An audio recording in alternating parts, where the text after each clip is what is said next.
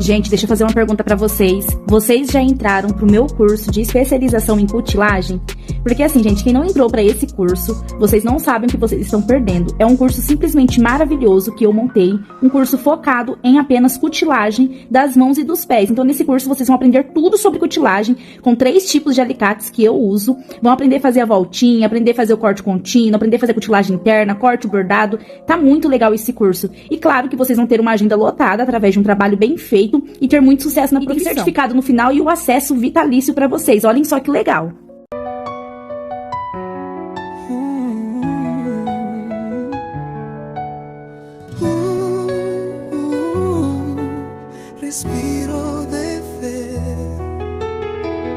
Durante a minha adolescência, para a minha juventude, claro, a gente tem aquele envolvimento com pessoas que não... Sabe o que o Salmo diz, né? Bem-aventurado é o que não anda segundo o conselho dos ímpios, não se detém no caminho dos pecadores, não se assenta na roda dos escarnecedores. Eu acabei me assentando onde não deveria, convivendo com quem não deveria, e isso, de certa forma, nos influencia. E a gente vai enfraquecendo na fé. Sim. Mas, logo depois, eu conheci o Odilon, que é o meu marido, com 17 anos, e eu já entendi o que era entrar numa batalha espiritual. Ali eu tive que ser crente. E eu tive que me deparar com uma guerra real, e eu não tinha força em mim mesma, eu não tinha recurso natural para entrar nessa batalha. E, embora eu não fosse ainda casada com ele, eu entendi que aquela batalha era algo, era uma batalha na qual eu precisaria me envolver, e eu precisaria de muita sabedoria em Deus e graça dele. E eu acredito que foi nessa hora que eu entendi que não dava mais para brincar de ser crente. Eu tinha que assumir uma postura em Deus, e começou um processo ali comigo também, antes de eu trabalhar. Você descobriu que ele era Sim, adicto, que ele né? era adicto, que ele era dependente químico, viciado em maconha, cocaína, e aí começou uma luta. Começou no meu namoro e ultrapassou o meu casamento. Depois que eu me casei, a batalha continuou. E depois que eu me casei, eu comecei a militar como cantora. Eu digo militar porque é uma batalha. Sim, as pessoas falam, eu tenho sonho de ser uma cantora evangélica. Eu tenho sonho de estar, sabe, cantando para multidões. Mas quando você se coloca à disposição de Deus para um ministério, para servir ao reino, você está no fronte da batalha. E você precisa entender que não tem como Deus usar quem não foi açoitado, quem não é açoitado eventualmente. Quando Jesus pegou os seus discípulos para treinar e não levou todo mundo para as férias, ele levou para o meio de uma tempestade. Vamos comigo ali para o outro lado? Mas ele não avisou o que tinha no trajeto. Deus não fala tudo que a gente vai passar. Mas no momento em que você diz, eis-me aqui, prepare-se para enfrentar resistência.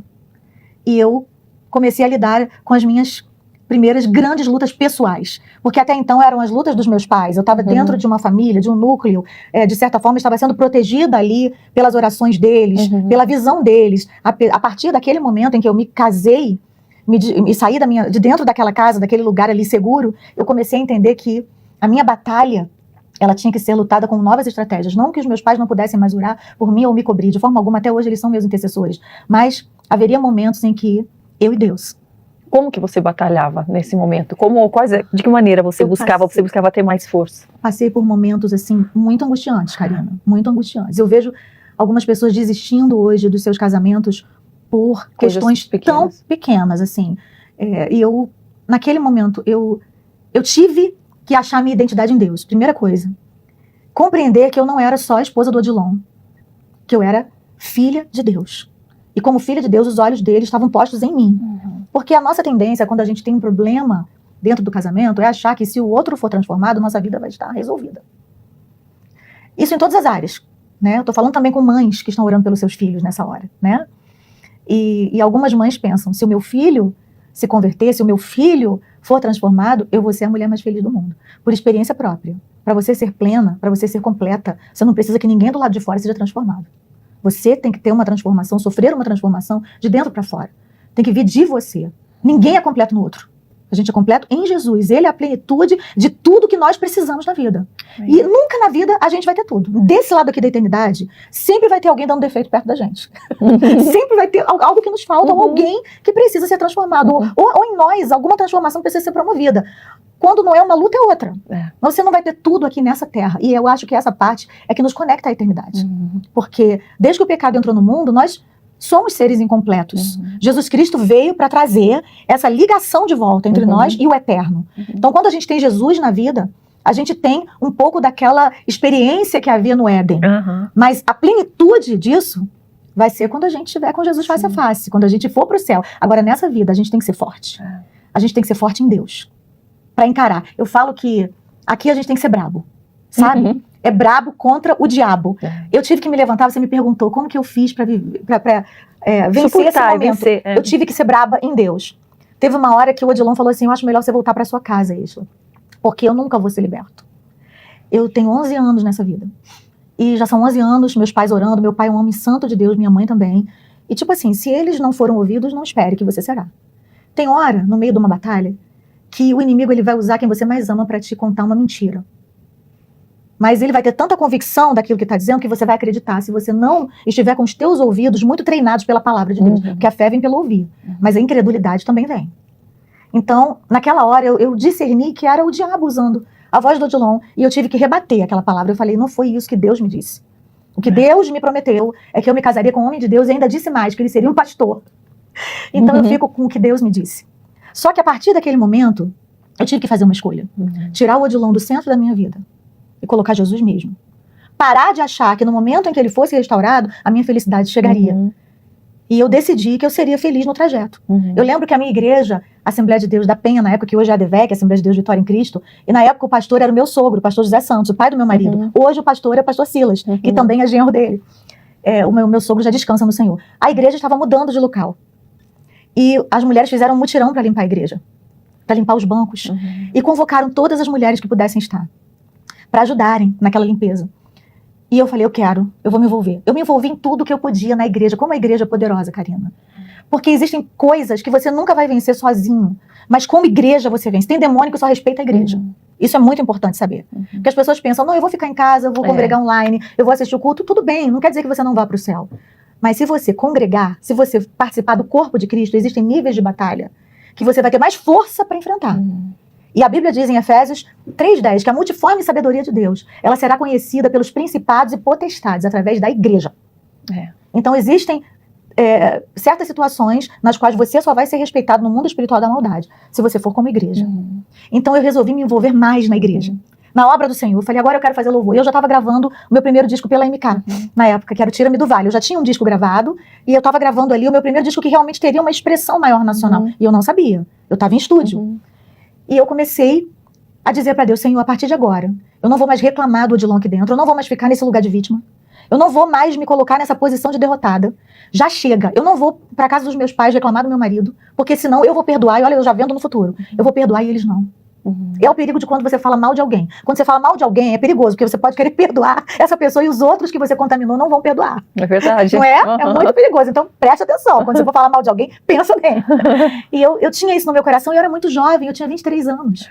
Então, foi coisa que o Espírito Santo revelou. Você não tinha ninguém que te aconselhava, que você pedia conselho? Eu não contava para muitas pessoas, porque eu ficava com medo que todo mundo se voltasse contra o Odilon e me tirasse dali. Porque o Odilon, ele chegava em casa de madrugada, quando ele voltava. A gente brigava e tinha brigas assim muito sérias, não de agressão física, mas agressão verbal. E eu ficava com medo de ter, das minhas amigas virem me proteger, né? Eu recebia cartas das minhas amigas, por exemplo, a Fernanda Brum, do nada, me mandava uma carta linda de encorajamento, porque ela sentia que algo estava acontecendo. Então Deus usava, ela me mandava. Eu tinha a irmã Sara, que ainda tenho até hoje. A irmã Sara, ela é uma intercessora querida, uma mulher que ora, sem parar, e ela orava por mim nas madrugadas. Tenha sempre uma amiga que ora por você na madrugada, porque isso vai te tornar mais forte. E eu ligava pra irmã Sara e eu lembro que eu chorava tanto que eu vomitava. Com medo de receber uma notícia que o Odilon teve uma overdose, que ele morreu em algum lugar. E que estava no meio de um tiroteio, pensa, no Rio de Janeiro, no meio das favelas, nas comunidades perigosas onde ele habitava. Sem nenhum preconceito aqui contra favelas, por favor, não me entendam mal. Por favor. Mas os lugares onde ele frequentava eram lugares perigosos. Lugares onde havia mesmo boca de fumo, onde havia...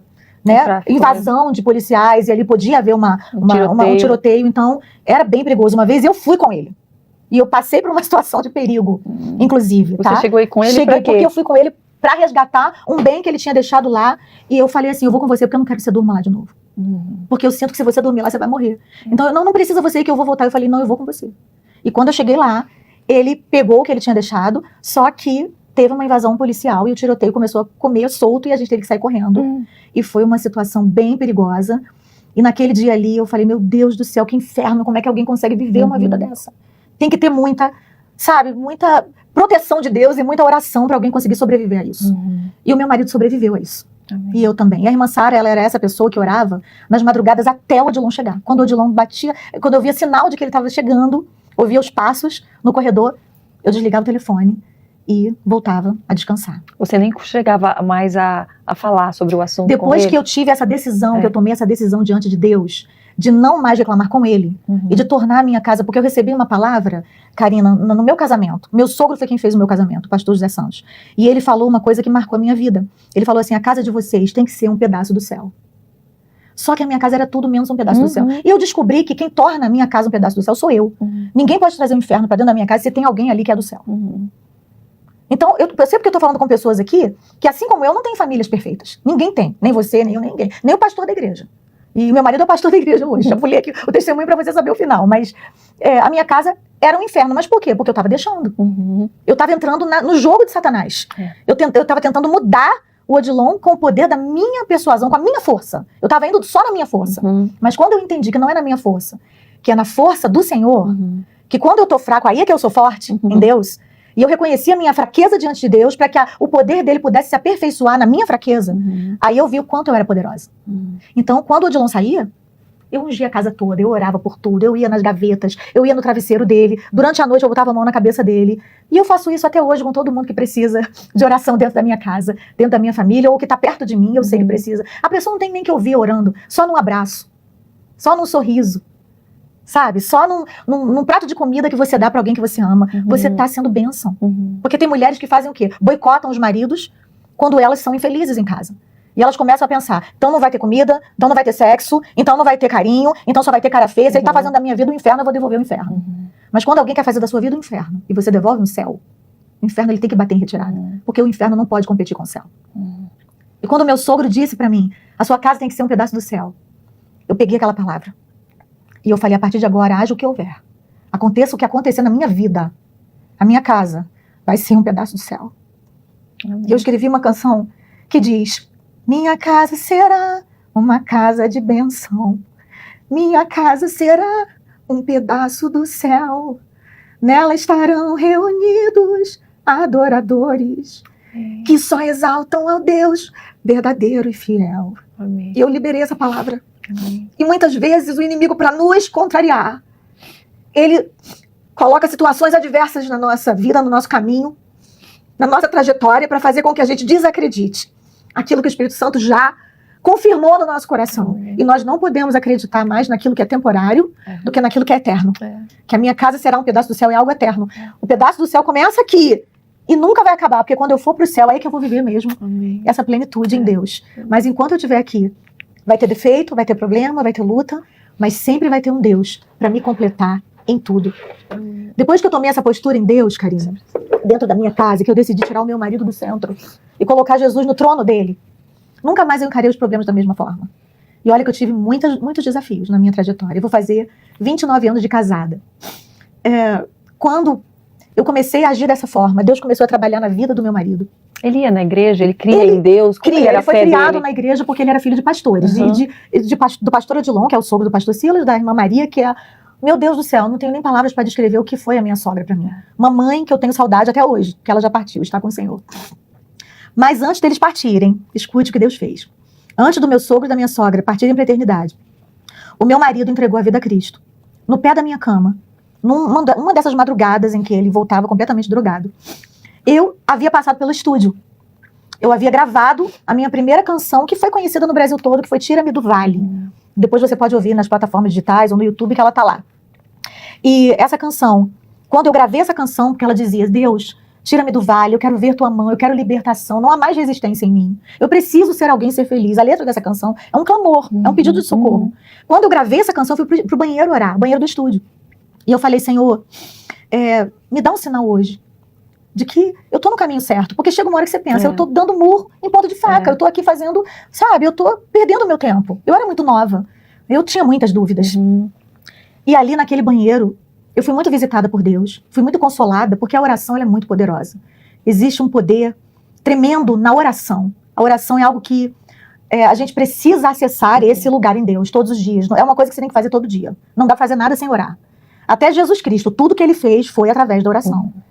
E ele nos deixou esse exemplo. Então, se o Filho de Deus orou, imagina eu e a Karina. Nós precisamos ser mulheres de oração. Eu sei que ela é. Então, eu orei e fui pra minha casa. E nessa madrugada, que eu botei a voz nessa canção, o Odilon chegou de madrugada de novo. Só que dessa vez, ele chegou, foi no pé da minha cama, me chamou. Eu tava acordada, eu tava até ali esperando ele voltar, mas quando ele chegou, eu meio que fingi que tava dormindo. Aí ele me levantou e falou, eu quero que você faça uma oração por mim. Aí eu, uma oração? Tá. Porque ele já não estava mais indo à igreja. Apesar de ter sido criado na igreja, ele não estava mais indo, eu estava indo sozinha. E eu falei, tá bom, eu vou orar por você. Ele falou, mas fala o seguinte, fala pra Deus. Deus, ou o Senhor transforma ele, ou o Senhor leva. Porque ele não quer mais ficar assim. Por favor, faz essa oração. E pra mim foi bem difícil fazer essa oração, porque era uma oração de entrega. Né? Significava que naquele momento eu estava concordando em ficar viúva, se Deus quisesse levar o meu marido. E ele mesmo nunca tinha feito essa oração desse jeito, ele preferiu deixar que você fizesse. Nunca. E na verdade ele já tinha desistido dele. Nós não, né? Nem eu, nem os pais, nem todos os intercessores que estavam clamando pela vida dele. E eu fiz essa oração. Eu botei a mão na cabeça dele, eu lembro bem da cena, porque eu estava no pé da cama, ele de joelhos, e eu com a mão sobre a cabeça dele. E eu orei. Eu não tô falando que você tem que fazer isso não, tá, querida? Porque cada um tem que ter a sua própria experiência. E eu acho que é como você disse aqui no começo, em off, Karina. A nossa vida com Deus é assim, você vai caminhando, Deus vai botando o chão. Mas cada estrada é única. Deus, ele constrói uma estrada muito individual para cada ser humano, para cada filho dele. E esse foi o caminho que ele me deu. E naquele momento eu orei, e o meu marido foi dormir. E no dia seguinte, quando ele acordou, ele não teve vontade de usar drogas. Isso é algo muito raro também de acontecer, porque uma pessoa que é viciada há 11 anos, ela para aos poucos. Mas o Odilon, ele não teve mais vontade nenhuma a partir daquele dia. Quando ele percebeu, no outro dia, à tarde, ele não tinha usado nenhuma droga. E ele achou estranho aquilo, falou, eu não usei e não tô sentindo falta.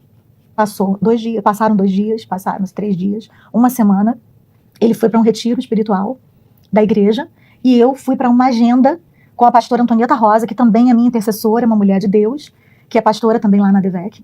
Viajei com ela para Macapá, para cantar e dar suporte. O meu disco não tinha saído ainda, eu estava ali com ela, porque ela me convidou para ir com ela, e eu sei que foi Deus que me levou para esse lugar.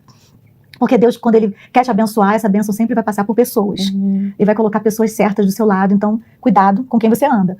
Pode ser alguém que Deus está usando para te abençoar, ou está usando você para abençoar essa pessoa. E quando eu fui para Macapá com a pastora Antonieta e com a Josiane, que cantou no Voices comigo futuramente, né, logo depois desse episódio, muitas coisas aconteceram.